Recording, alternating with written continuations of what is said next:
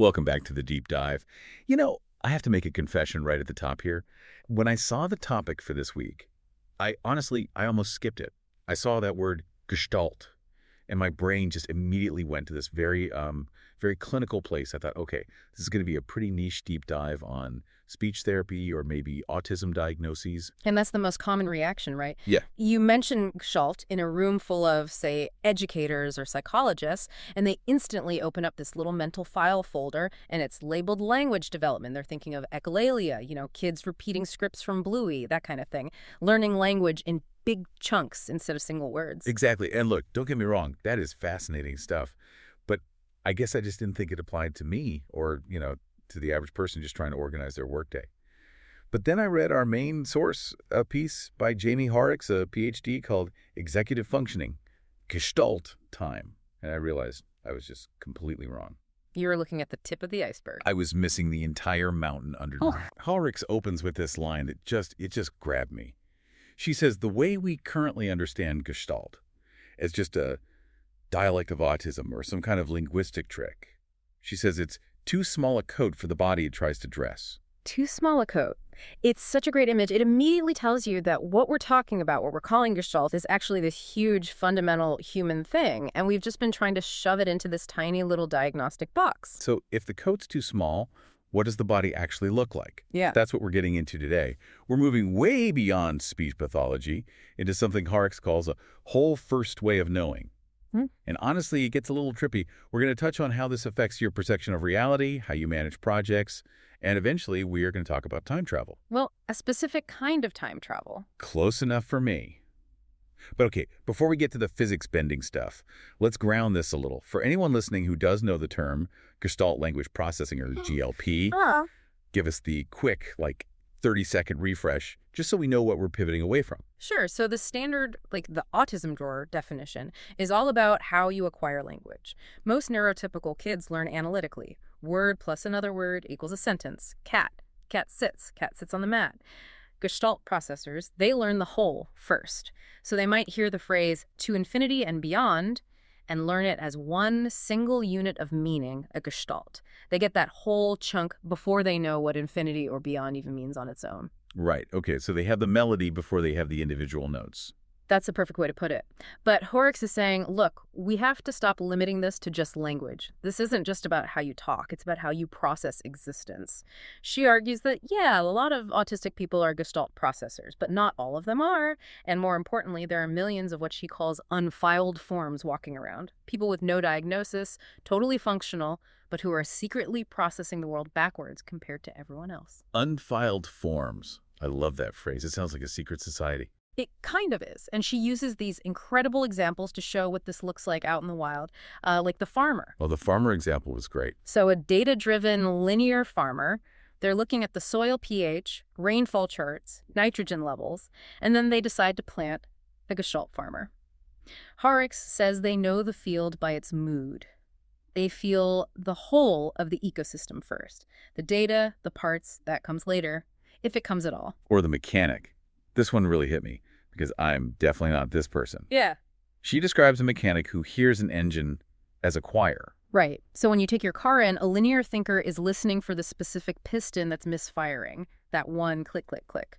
The Gestalt mechanic hears the harmony of the entire machine. They hear the whole song, and they instantly know it's off-key. They don't start with the parts, they start with the symphony.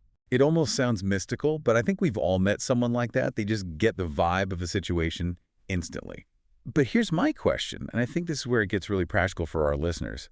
How does that actually work when you have to, write a report? Yeah.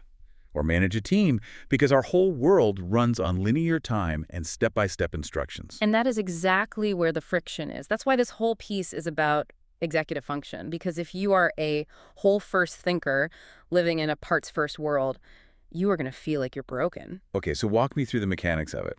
Hoerricks uses a metaphor about siblings to explain the order of operations here. She does, yeah. She says for a Gestalt processor, meaning arrives before parts. So the details, the grammar, the steps in a plan, they don't lead the way. They follow like respectful siblings. Meaning arrives before parts. Let's make that concrete. Say I have to write a project proposal. Okay, so if you're a linear thinker, which is how we're all taught in school, you start with an outline. I need an intro, then point A, point B, point C, and then a conclusion.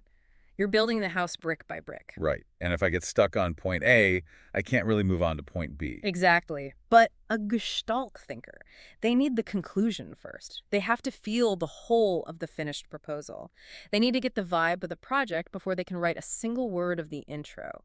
If you force them to start with an outline, they just freeze up. Because the parts don't make any sense yet. The parts have no home. The whole hasn't showed up. Hoerricks describes this style as meeting the world before the world has learned to introduce itself. It's all immediate and intuitive. Oh, wait, let me play devil's advocate for a second. If I'm a manager and I tell my employee, hey, give me an outline by Tuesday, and they say, sorry, I can't do the parts because the whole hasn't arrived yet, I'm going to be, let's say, concerned. It just sounds like an excuse. To a linear thinker, it sounds like complete chaos. But Hoerricks argues it's actually a more sophisticated kind of processing if you just let it happen. And this brings us to the most practical and probably most painful part of the source material, this idea of stillness. Stillness. This is the part I think is going to vindicate a lot of people listening. Anyone who's been called lazy their entire life. Including me. Hoerricks says that Gestalt planning begins at the ending, and she has this really dense, beautiful metaphor for it. She says, the future lends its coat to the present, so the present can find its sleeves. Okay, let's unpack finding the sleeves, because that's super poetic. But what does it mean when I'm just sitting here staring at a blank Google Doc? Think about putting on an actual coat. You don't put on one sleeve and then the other sleeve and then sort of stitch the back on. The coat is a whole object. You put the whole thing on, and then you just wiggle your arms around until they find the sleeves. So in this analogy, the coat is the finished project, the whole thing. Yes. The Gestalt processor has to mentally wear the finished project first. They have to sit there and just like vividly hallucinate the outcome. They need to feel what it's like to be done. And only when they are fully inhabiting that future state can they look down and see where the sleeves are, the individual steps to get there.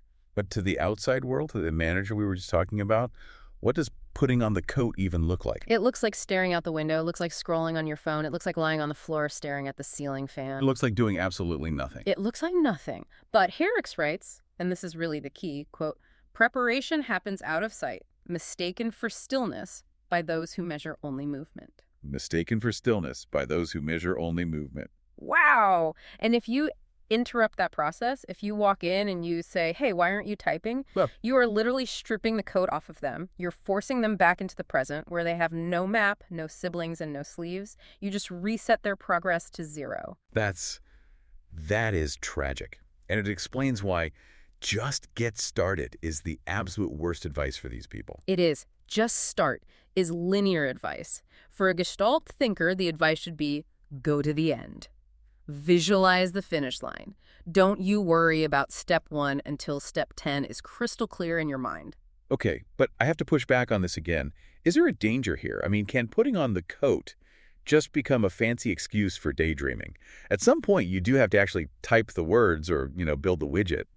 How does Hoerricks bridge that gap between the internal vision and the actual output? She bridges it with a concept from ancient Greece. She talks about kairos. Kairos. Okay, I remember this from a philosophy class. It's different from Chronos, right? Exactly. Chronos is clock time, tick-tock, the 9 to 5 grind, the meeting starts at 2 p.m. kind of time.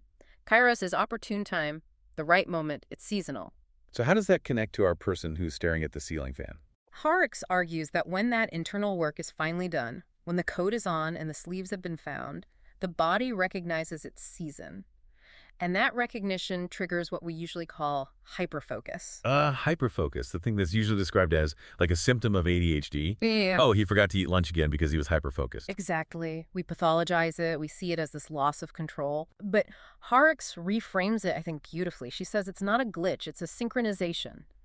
It's the dam breaking. You've built up all this potential energy in that period of stillness, and now Kairos hits, and bam, you do 8 hours of work in 90 minutes. So the symptom is actually just the harvest. Ideally, yeah. But think about the modern workplace. It runs entirely on Chronos, work steadily from 9 to 5.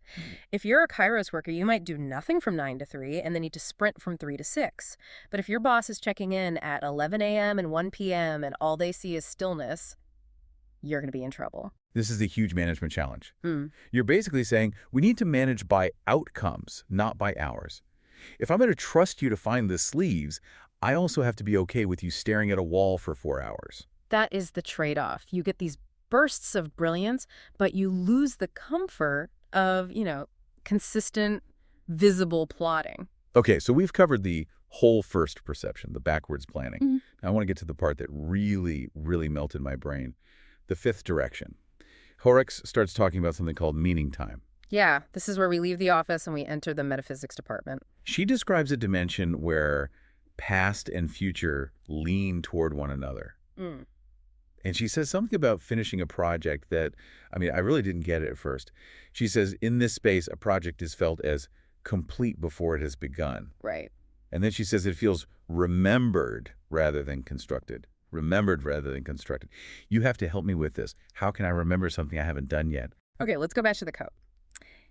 If you have visualized the whole perfectly, if you've truly inhabited that future state where the project is done, your brain has essentially created a memory of that future. The neural pathways are already primed. So the memory is the visualization. It's more than just visualization. It's an emotional reality. Have you ever watched a movie you've seen like 100 times? Here, The Princess Bride. Okay. When you watch The Princess Bride, you aren't sitting there wondering what happens next. You know Inigo Montoya is going to find the six-fingered man. You're not constructing the plot in your head.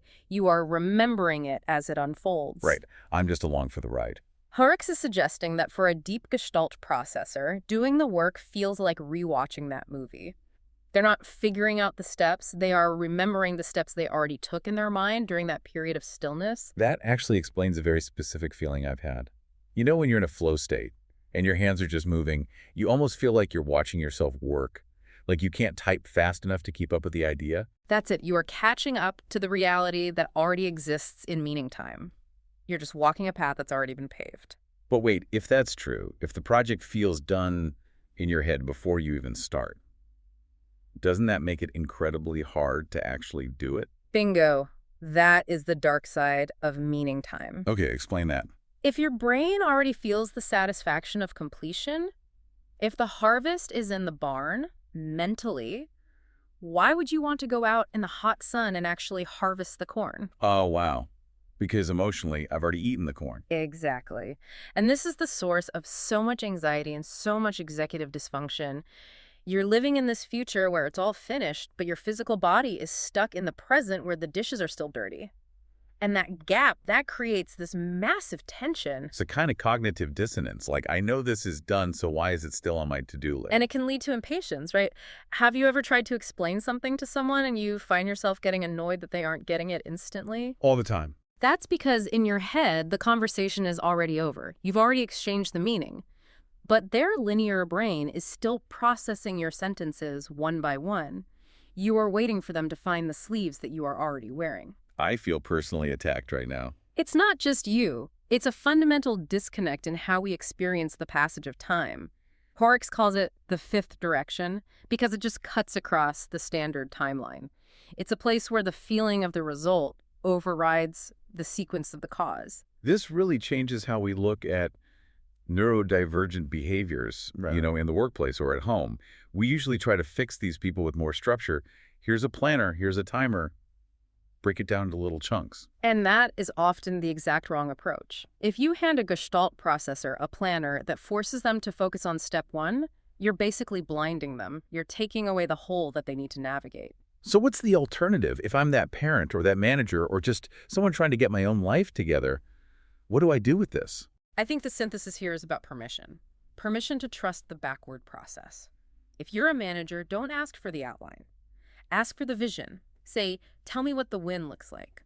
Let them build the cathedral in their head first. And respect the stillness. Crucially, if you see someone staring at the wall, don't just assume they've checked out.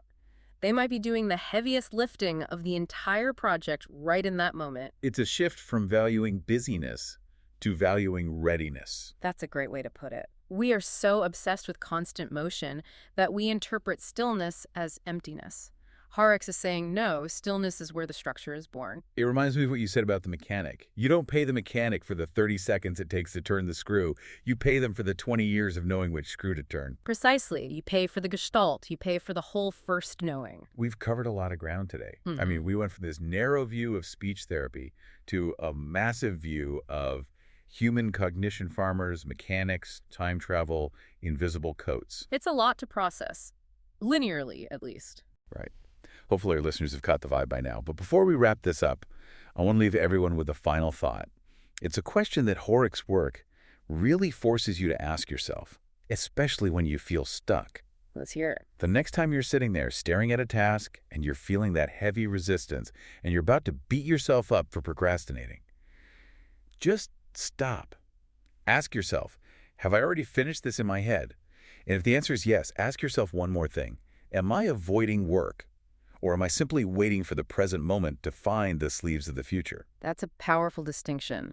One is laziness, the other is timing. And knowing the difference might just change everything. Thanks for diving deep with us today. See you next time.